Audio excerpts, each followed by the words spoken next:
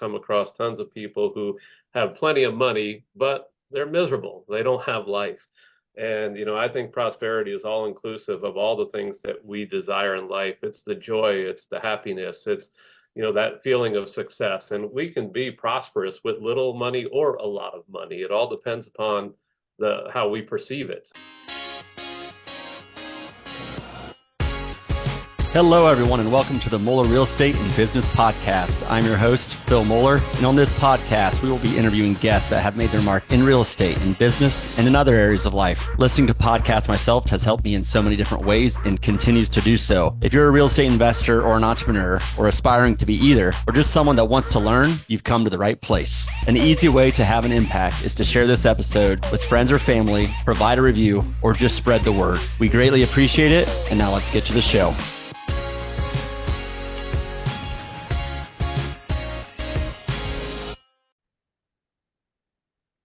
Hello, everyone, and welcome to this week's episode of the Moeller Real Estate and Business Podcast. Very, very, very excited for this week's guest, Mr. Steve Cook. Steve, how are you doing today? I am doing well, Phil. Thank you. Well, for our listeners, who is Steve Cook? Author, entrepreneur, real estate investor, author, wrote a book called Lifeonaire several years ago. This is a really neat just discussion for me, an interview for me to get to have, because I look back and I read this book in July of 2018. I have it earmarked and marked up, and I was just going back through and reading it again and looking through my notes. And it's always interesting to, you're shaped by the people you hang out with, the books you read, kind of your education, and to go back 6 years and see where was I then and kind of how did different books, including this one, influence me was really cool. And Steve, I want to start, we'll definitely talk about the book because there's just so many good concepts that investors, entrepreneurs, anyone, quite frankly, employees, whatever it is, need to hear. I think it's just fantastic. But before we get into the book, just tell me, your backstory and what led to the book, why the book and what are you up to today? Just tell us more about yourself. Sure.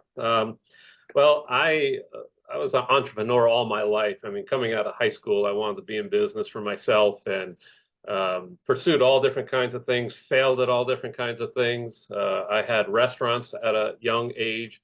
I failed with my second restaurant when I was 27 years old. And I got to tell you, when I bought that restaurant, I wholeheartedly believed I was on my way to just living the good life and being wealthy and successful. And I remember the day I got it, I just thought life was going to be awesome. And I found out shortly after buying it that I didn't buy an investment and I didn't buy something that was going to set me free, but I bought two jobs and I was lucky if I could get paid for one. And it was just a very difficult time, but lots of lessons learned. But I came out of that failed restaurant business and just deep in debt. I didn't have any income, didn't know how I was going to pay my bills. My credit was completely shot. And the first thing I did was I went out and I got a job working as an assistant manager at another restaurant, a big chain. But I did not like working for somebody else. At first, it was nice getting a paycheck because I wasn't paying myself, but they were paying me. So that felt good for a little bit. But deep down inside, I had this nagging feel and I needed to go off on my own again. And I was searching and trying to figure out what my next step was going to be. And coming from the position that I was in, it just seemed really difficult. But real estate investing was something I always wanted. And in fact, it was creative real estate techniques that I used to buy my restaurants. And so I finally just went back and said, well, the problem was I bought a business, not real estate. So I need to go ahead and get back into just doing it and pursuing real estate. So I started looking into real estate, and again, I thought, how in the world am I going to do this? I'm broke. I don't have a job. My credit is shot. I've got nothing, going for me in that area. But I believed that if others could do it, so could I. And I decided to go ahead and just continuously research it and try to dive in. And I discovered wholesale flipping. And that was where I cut my teeth. It actually took me about 8 months to get my first deal. But once I got my first deal, a light bulb went off and I got it. And First 2 years in the business, I flipped 105 houses. After that, people started taking note, who is this guy? And people started coming in from all around the country, wanted to spend a day with me, pick my brain, see what it was I was doing.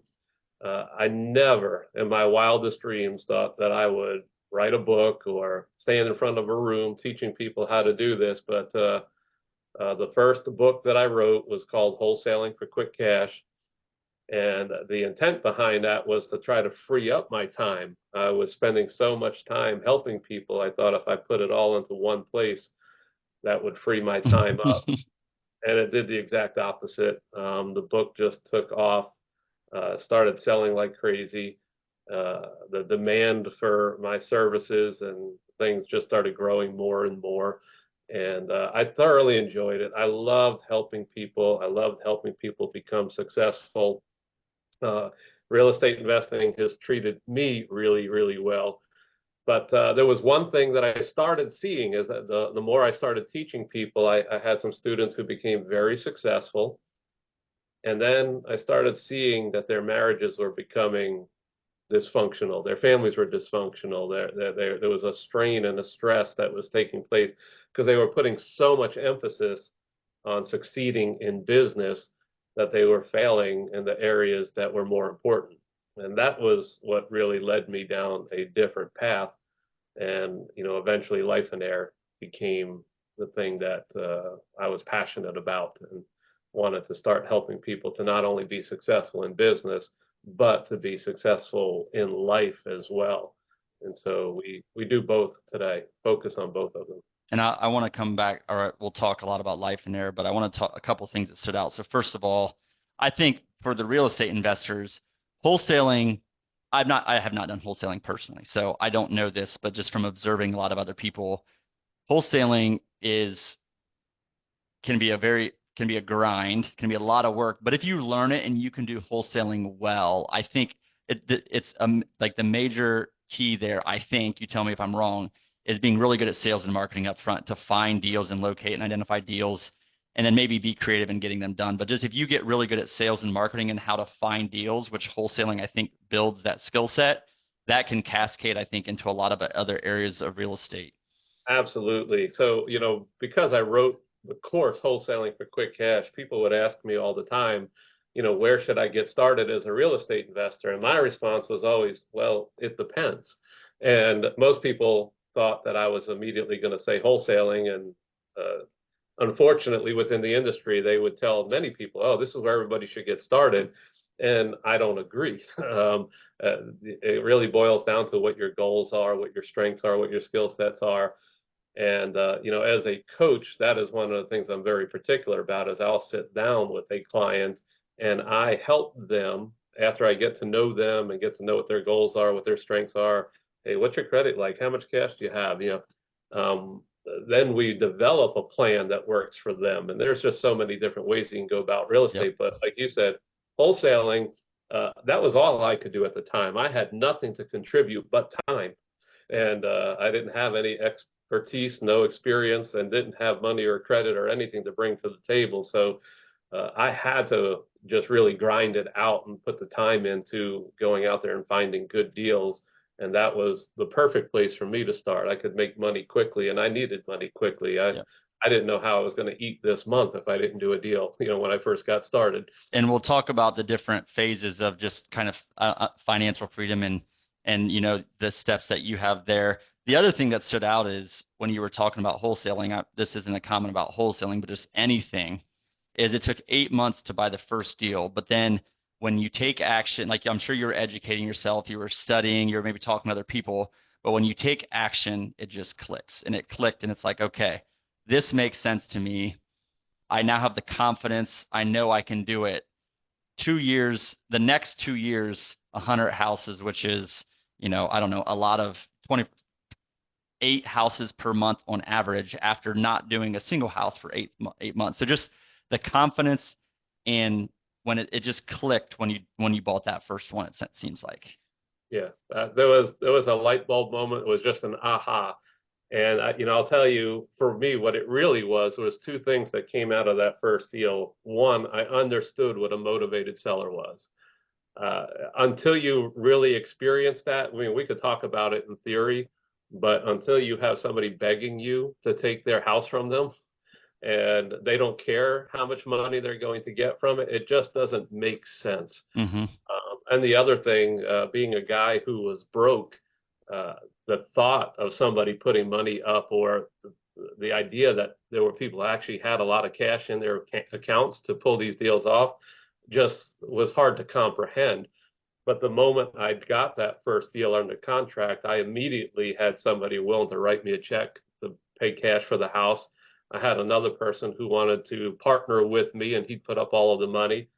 And I had another person who actually loaned me the money, and I gave him no good reason to lend me the money because I'll just share briefly. My conversation with him went like this. I said, I understand that you lend money on real estate. And he said, well, I do. And I said, well, I have a deal that's supposed to close tomorrow. And I was wondering if you would consider lending me the money. And he said, well, tell me a little bit about yourself. How much experience do you have? How many deals have you done? I said, well, this is my first one. He said, what do you do for a living? I said, this. He said, how much money do you have to put into the deal? I said, none. He said, how's your credit? I said, it's not very good. And but I told him, the address of the property, and I heard him sort of typing in the background. And after he asked me the questions, he said, "Who's the title company?" I told him who the title company was, and he said, "I'll call you back in 10 minutes." And he called me back, and he said, "I don't know why I'm doing this, but I'll lend you the money to do the deal. I will give you your closing costs, and I expect you to do well. The money will be there tomorrow." And I didn't know why he did it either. And it took me some time in business to realize the reason why he loaned me the money. And I had a great deal. His worst case scenario was that I paid him on time, and I did as we agreed. His best case Oh scenario yeah. was that I failed, and he took the property back and made the money that I should have made. So it Right. was a no lose situation for him. Yep. And that was part of the light bulb when I realized that when you have a good deal, the money is easy. I Yeah. had multiple people wanting to put money up for that deal. Yeah, interestingly, there's people you talked about like clarifying your vision and goals in your specific situation. For someone with a lot of money, keep in mind there's people that need that money and they have good deals. And your best case scenario is if they foreclose on it. Not that you want that, but from a financial perspective only, you can do really well if you have money but not time. On the other hand, if you have time but not money to find these deals, figure out how to find the money for the sorry, if you have the time to find the deals but you don't have the money, you'll figure that out if you find the right deal. So just no matter where you are, there's opportunities to get into real estate. Just kind of understand your own situation and what opportunities are out there and educate yourself on that stuff. So I want to shift a little bit more to now Lifeonaire. So just to start, what is a Lifeonaire? In its simplest term, it's just somebody who lives and experiences an abundant life. Like the word millionaire or billionaire, somebody who has a lot of money. The Lifeonaire is somebody who experiences the abundance of that life offers. And you talk about Lifeonaire, but then you have a definition, and I think we all have a perception of prosperity. I want to talk about the word prosperity because you talk about that a lot in your book and what prosperity is. And I think society, you talk about this, I'll let you explain it, but society and maybe we have default understanding or what we think that is, but what does prosperity mean to you? So, for many people, they immediately equate it to money. And I've on my years of coaching, I've come across tons of people who have plenty of money, but they're miserable. They don't have life. And I think prosperity is all inclusive of all the things that we desire in life. It's the joy, it's the happiness, it's that feeling of success. And we can be prosperous with little money or a lot of money. It all depends upon the how we perceive it. And again, I have people who I coach who have tens of millions of dollars in net worth who are new to me, and they come on in and they're miserable with life, think that they need more. And that the process that we take them through is just helping them to realize what is it that you hope to get by having more money. And when they realize, well, one day when I have enough money, I can have great relationships and I can enjoy my time with my spouse and I can spend time with my family. And I say, well, you can do all of that right now. Right. And you didn't even need the money that you currently have to be able to do that. But, Right. real joy and prosperity is a whole lot simpler than what you think. And, we can have it. It's right across the hall. Right. And one thing that you said in the book is if you think money's going to solve the problem only, look at your history. And if you've made money in the past, like why hasn't it solved the problem already? Right. Just look back at your own specific story and learn from that. Yep. My own personal experience, when I was first getting started there and doing those wholesale deals, I just thought if I could just get $10,000 in the bank, which would have been more money than I ever had at that time, I would never worry about anything again. And I got to 10,000, and then it was like, well, if I could just get to 20, I'll never worry about. And then if I could just get to 50, and that number just kept climbing. And one day I said, if I could just get to a 500,000, and I opened up a bank statement and I had $557,000 cash in the bank. And my first thought was, if I could just get to 1 million. And I caught myself that time and I said, when is it going to stop?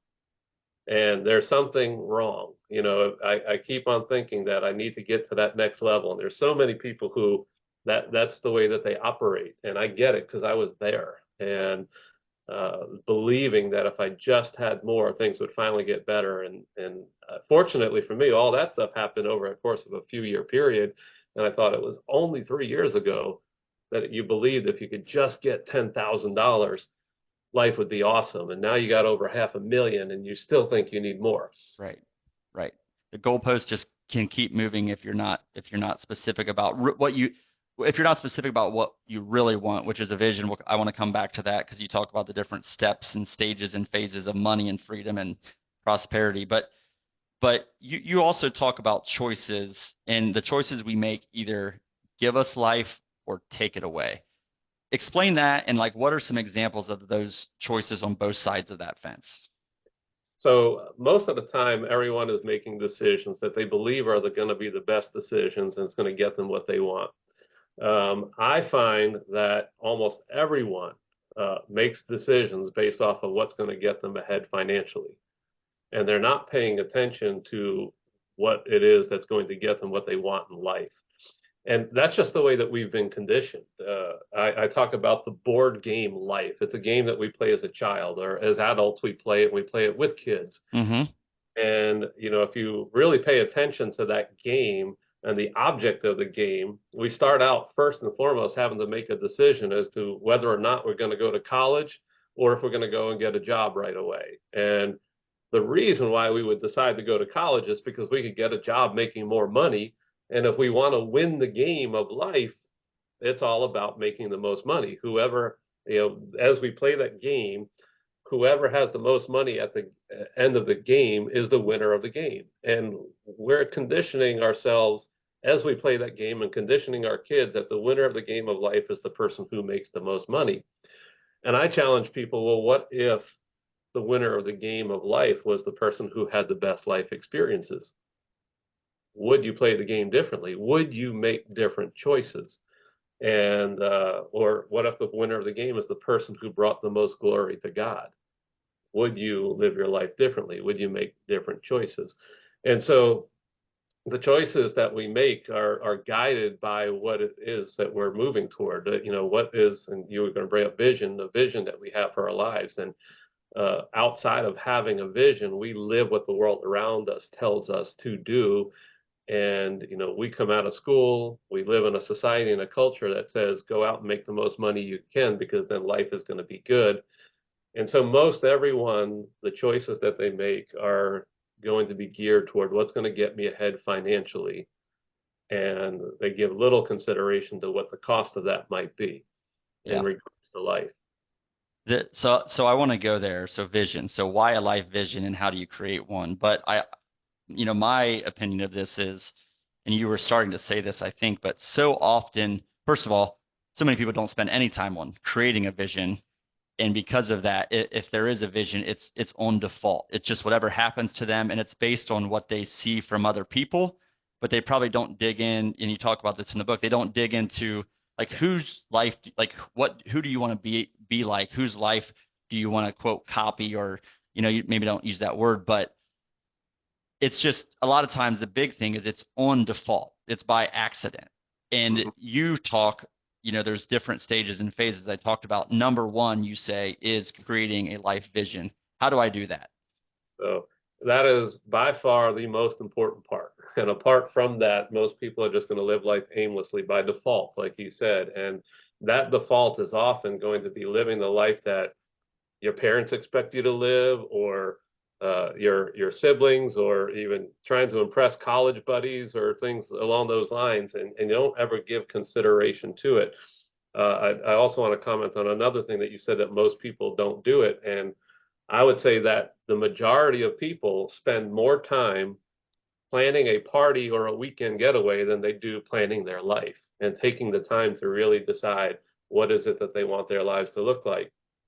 Now, when I do speak to real estate investor groups, I could be in a room where there's 100 people, and if I were to poll every single person in that room as to whether or not they have a life vision, there might be one person in the room that has a life vision. If I bring that up to a group of 100 people, they all think they're the one person, but they're not. What most of them have is what they desire for their balance sheet to look like, or how much passive income they want. They're focused on the finances. They're not focused on what their life would look like if they achieved those goals, or if they had all the money in the world, what would I do? What would my life look like? They really can't answer that question, so they're living life by default. And so with Lifeonaire, we've focused on really taking people and investing the time and the energy into developing a life vision. And we leave money out of it altogether. We just focus on, prioritizing things, whether it's our spiritual life, our family lives, relationships and marriage, hobbies, our health. We have different elements of what is it that you actually want your life to look like, and how do you want to spend your days. And we'll figure the money part of it out later. And so at Lifeonaire, what we do is we focus on life first, and then we build a business to serve that lifestyle. We make business fit into life, whereas most people build a business in hopes of becoming successful, and then they try to fit life into what's left, if there's anything left. They're usually so stretched they don't get to do life, and they're so busy working and trying to make money. And we take the exact opposite approach. We start with life, and then we design a business to serve that lifestyle that you desire to live. And it's a unique thing to many, something that they've never really heard of or contemplated before. Most people find that in order to live the life that they want to live, they can't work more than 20 to 25 hours a week.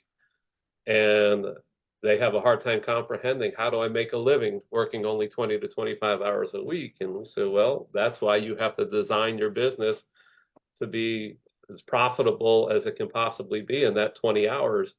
And that's where we put our focus, is in designing the business to give you the life that you want to live. And I don't want to, I want to make sure we emphasize designing the life and then the business around that, because you do talk about stages like how money and how financials support that life, and you have some different steps that we'll go through here in a minute if we could. But so you're saying for the vision, like if I have a vision from a faith perspective, I need to write down that specific vision, and then if I have a vision from a marriage perspective, and then like with my kids, and then friends or other relationships, my health, whatever it might be, whatever my priorities are, is it one life vision, or is it like, do I create a vision for all of those different elements that you and I both kind of talked about? There isn't a right or a wrong way, and it's usually whatever works for people. But take that into consideration, just writing one life vision, where it's all combined into one. The next step that we would have you do, and this is where the people get the real aha moment, is you take that vision, and then we have you start filling out your day planner as if you were living that life. I'm going to go on a date with my wife every Thursday night, and I'm going to be there for my kids games. I'm going to go work out in the gym at 9 a.m. every morning. And you start to put all of this stuff on your calendar and you put it on there first, you realize that you can't possibly live the life that you desire to live if you keep working the way that you're working. There's just not enough hours in the day. And so it becomes imperative at that point, and this is when people realize I have to make a change. This is the life that I want, and this is the person who I want to be. And if I'm going to be that person, my business has to look different than it looks today. Yeah. And or I get to design a new business that actually fits what it is, that we want to do. And so, to go back and answer your question, once people get good at that, then there's other things. We today, my wife and I, we put together another little workbook for people, and it's to develop a marriage vision. And this is specifically for couples to come up with their own playbook for, how do we do marriage, and talking about finances and talking about how do we parent our kids, and are we going to be, a stay-at-home mom, or are we going to have two jobs, and everything from sex to communication, but to really have a vision for what that looks like, because so many couples don't talk about those things. What are our family traditions going to be?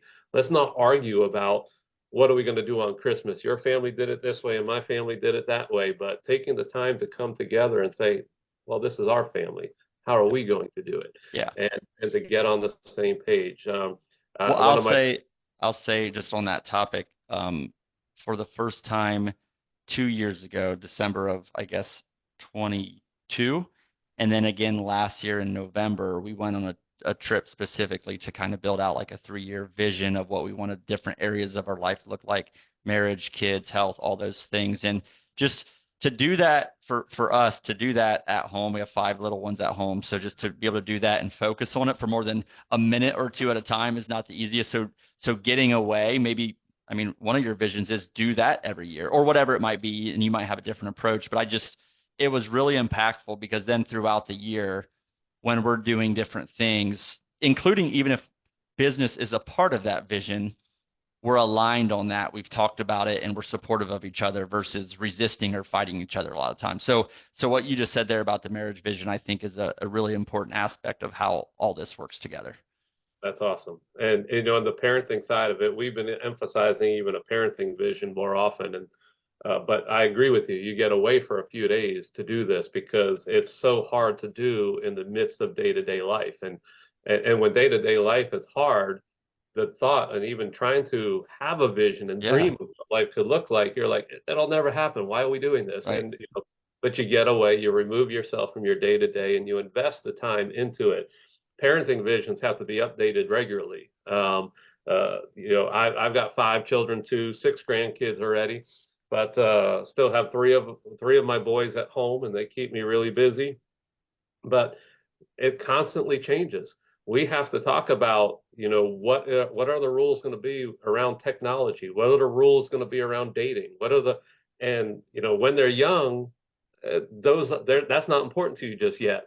But okay, how do we handle this? And now they want to play sports, and this one wants to go to this youth group, and to pull away and to just continuously come back and revisit this so that my wife and I can be on the same page is really important. Yeah. I wanna, I keep saying I'll jump to there's just so much here, but you talk about building your life vision and then designing the business around that. On the other hand, in the book, the beginning of the book is an entrepreneur that is, I would say, struggling in other areas of life. Things are just, as you said, kind of a mess for this individual. And it's a great story. And it's just an easy read with a lot of great points to it. But my point of that is, if not clear on what you want out of business and entrepreneurship can end up being really stressful and really challenging, and maybe worse than employment for some people if you don't do it the right way. So is entrepreneurship, is real estate the way to go? Like, you feel strongly about that, or do I need to be an employee? Tell me more about that. Well, I do not necessarily agree that everybody should be a real estate investor nor an employee. In fact, at my real estate events, if I could talk people out of real estate and if they were doing it for all the wrong reasons, money, if they were doing it just for the money, I'd say, go do something you want to do. And that you can make money all different kinds of ways. And so I'm not suggesting that people either be a real estate investor or an employee, but it's going to be different for each and every person and just in who they are. And hopefully through the vision process, they get to know themselves. Some people don't even know who they are until they go through this process. We've had people who just really break down crying because they've been living somebody else's life all their lives, and to discover that there's so much more to me and there's so much more I want to do. And so, I've been, I had one guy who was coaching, and I still coach him today. His passion was to be a musician, and the day that he sat down with his future in-laws, their question to him was, well, if you're going to be a musician, how are you going to take care of my daughter? And they basically said, I suggest you do something different. And he became a dentist and he hates it.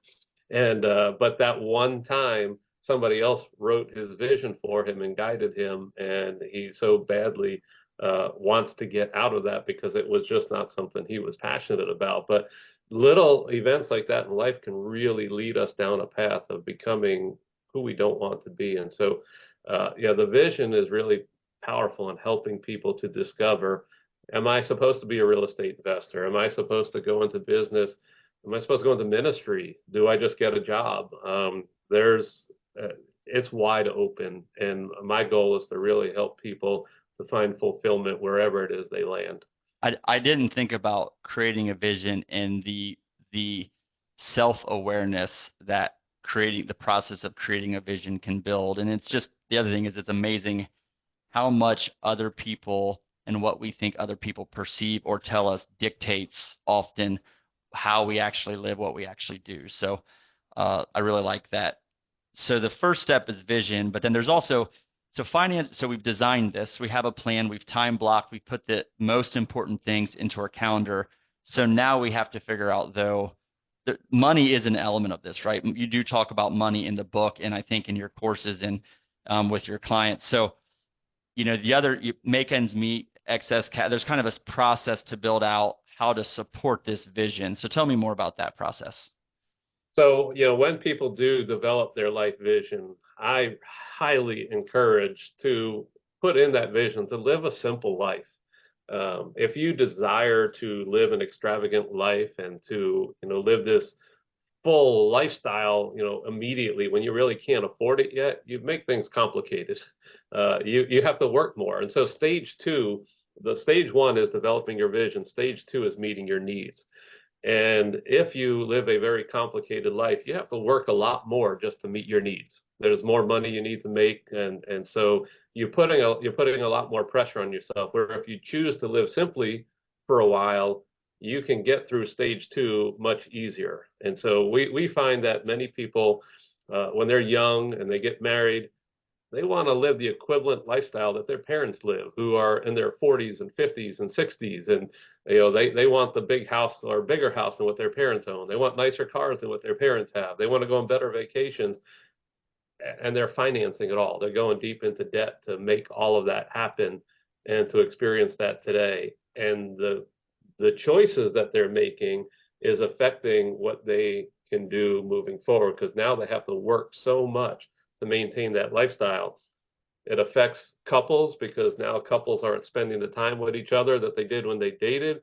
They have to work so much. They've got the pressure and the stress of making money.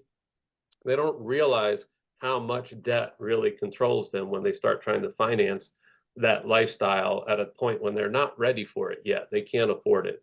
And so we just highly recommend living simply, because they still get all the stuff and the joy that they desire to get out of life, that the houses and the cars and all that doesn't really give them the joy. It just that they trade their lives, they trade their futures away for that, especially when they go into debt for it. Yep. So we build a vision, we meet our needs, and one of the keys just to being able to meet our needs is just living just either start out living simply, or if you're living complexly or just a lot of debt, to simplify things, I think would be the other way to look at it. And then step 3 is um, starting trying to figure out ways to make excess cash that you can ultimately lead to step 4, right? Yep. So that excess cash, once you're living within your means and you're able to get by consistently, whether you're generating excess cash just by having extras left over, or you start doing a side hustle or something else that will generate excess for you, you can do whatever you want to do with that money. You can give it away. You can go ahead and splurge. You can spend it on things, but that is the time that I highly recommend that people go ahead and just invest that into income producing assets, free and clear income producing assets that begin to set you free. When you are in that stage 4 of investing into income producing assets, it's no mystery. That's the passive income that starts to free you from having to work so much. You get to work less. And that's the income that you really want to build your lifestyle with. If you want to start having nicer things, let your assets pay for it instead of you trading, hours for dollars so that you can live in a nicer house. Let your assets be the thing that pays for it. And it happens pretty quickly. When people sit here and they take this process seriously, if they're living simply and they're living on I don't want to say cheap or frugal because that sometimes sends the wrong impression. But just living very wisely so that you do have excess. It's amazing at just what the first things that you can put into place that might make you $500 a month or $1,000 a month, of how much of a difference that can make with your current lifestyle when money that you're not working for just comes in every single month. And you now compound on that, and before long you have $3,000 or $4,000 a month coming in, and it just shows up in your mailbox, or in your bank account, and you didn't have to go to work for it. You can start to do a lot more things in life, and you just, if you're wise and you just keep reinvesting that for a few years, you can quickly set yourself free. And Yep. so when we have people who come into the organization and their needs are really small, they only need $50,000 or $60,000 a year. It's amazing at how quickly they can get to a point where they're 100% free and living wherever they want to live, traveling. When somebody comes on in and they need $200,000, $250,000 a year to get by and support their lifestyle, it takes longer, and there's more that they have to do to get there. It's not that it's impossible, You but know, I think it would be like, I wonder how many people have, let's say people are 35, 40, 45, and they're living simply, so they don't need a lot of cash flow to live off of. And they also are invested, they might have a pretty decent balance sheet, but they're not cash flowing off that equity. They're just they're only building the equity. And I think, just to go on a tangent, that real estate or businesses that are set up structured properly, but cash flowing assets. So you're getting the cash flow element of it and you're growing your equity over time. You can still grow equity outside of the stock market with real estate in addition to cash flowing. And there's probably so many people, if they're sitting on 500,000, $1 million and can live off of 60, 80K, you're basically there if you place that assets in a different way. They're not, so there's so many people I think are planning on working for 10, 20, 30, 40 more years when they really don't need to, if they don't want to, or they can invest that wisely and go pursue something they're more passionate about. So rant over for me, but we're speaking the same language here. There's so many people that are there. There's so many people that are there. I'm not saying everybody is, but I think there's so many people that could be there if they really understood how all this works. I coach many people when they first come into the organization. They've been doing this for years, and I say, "You're there. You've arrived." And they just look at me like, "You're kidding. I thought I had 20 more years." I'm like, "No, we just need to reposition your assets." And, so, part of my vision is that I don't want to just invest in things that only appreciate. I only want to invest in things that provide a monthly cash flow. And because that cash flow is what sets me free. The stock that just continues to go up in value doesn't set me free. Right. So, yeah, you're 100%. I love what you just said there because I'm passionate about that. Love it. You referenced briefly, and I wanted to ask you about it. I had underlined in the book, but just what are your thoughts on giving, and when should you start giving? And yeah, what are your thoughts on that? Oh, I wholeheartedly believe in giving right now, giving today and giving from what you have. I think too often people are waiting until someday when they have more to give. And, giving is a discipline from a couple of perspectives. Number one, if you can't give out of little, you're not going to be able to give out of much. It is a discipline. And if you're holding on so tight, but I think when we take the topic of tithing, it's one of the hardest things for a pastor to talk about in the church. But I think that tithing was a gift from God. It's not just giving, and it's not meant to hurt us. It's meant to help us. And I gave my heart to Jesus later in life. And the day that I decided that I was going to be a committed tither and give 10% of everything that I made, it changed everything for me. And one of the big areas where it changed things was it helped me to make decisions because it was a real commitment. I'm giving my first 10%. And when the temptation came to, buy a car or to buy something and perhaps go and do something with payments, it's like, well, if I stopped tithing, I could afford that car.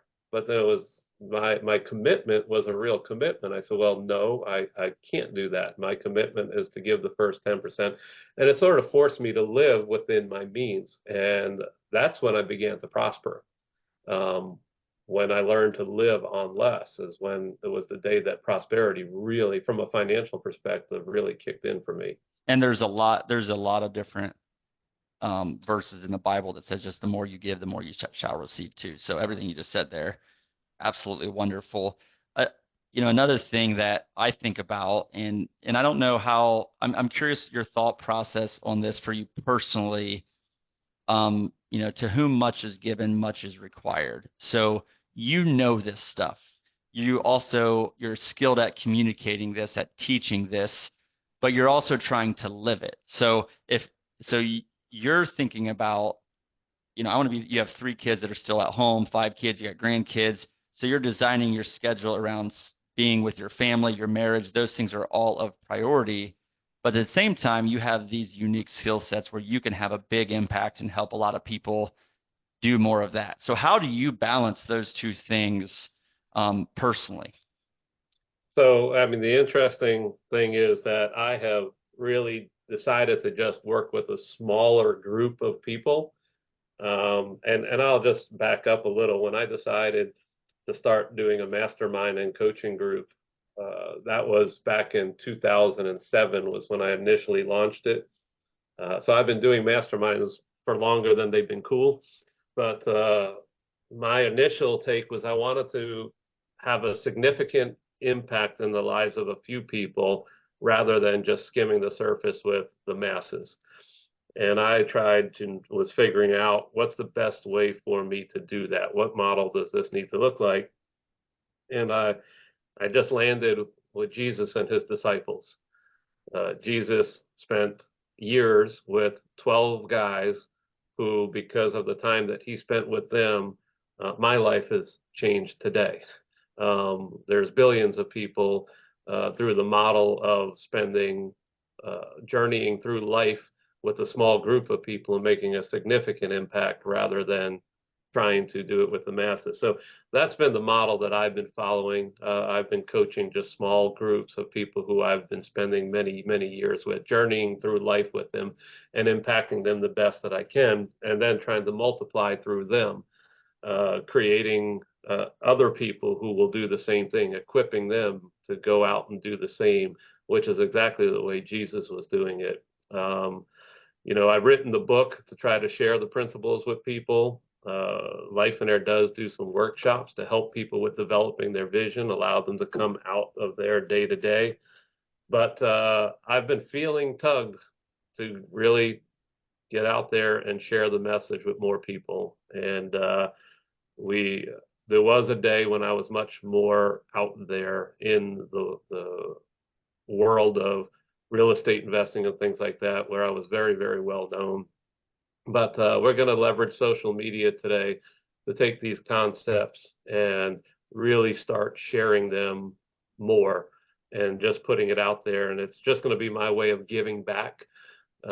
starting up a new website and forum where I'm providing free coaching for people, no strings attached whatsoever. Just it's my desire to give back. We've been blessed, and the thing that I would love to see is people holistically successful, not just making a lot of money, but making money, and men being great dads and great husbands, and women being great mothers and great wives, and giving them the tools and everything that they need to do that, and to then go out there and equip other people to do the same. Steve, this is awesome. I just go back to I want to thank you first for writing the book, because that's again, I said at the beginning of the episode, but 2018 I read it, and then just reflecting on it again and going through my notes and what was just I could see how it helped shape and form me over the years. So I appreciate it, and honestly, I'm so appreciative of you coming on the podcast as well and giving your time. You clearly prioritize your time for your mastermind group, what you're doing for your family, of course, for your marriage. So just coming on here and the impact you had on me again 6 years later, and then also the impact you'll have on our listeners. I really, really appreciate it. Thank you so much. I want to ask you, I guess, is there anywhere else that people, did you anywhere else you would want to point people, or anything really specific? By the way, free coaching, like, go check that out. If, for our listeners, you want to take advantage of that. So I appreciate you bringing that up. But is there anywhere else or anywhere specific you want to direct people? I would just say that stevecook.com, that's where the free coaching will take place. And then from there, anything else that they want to know, YouTube is going to be Lifeonaire Steve, and Facebook, I think, is Lifeonaire Steve. I'm not so much of a social media guy. I have to have people help me with that stuff, but I can relate. Yeah, they're, I'm doing everything I can to put the best content that we can possibly put out there, and we're just really launching all of that right now, and it'll be coming online in the next few weeks and next couple of months. I think we're going to start seeing quite a bit of stuff coming out there for the public. Absolutely fantastic, Steve. Thank you so much for coming on. Just so much. Get the book, first of all. Make sure to read the book. Find Steve at his website, stevecook.com. And, maybe in a year, 2 years, 6 years from now, you'll look back at your notes from the book and you'll say, man, that had an impact on me. So, again, thank you for everything, Steve. Very much appreciate it. For the Mueller Real Estate and Business Podcast, signing off.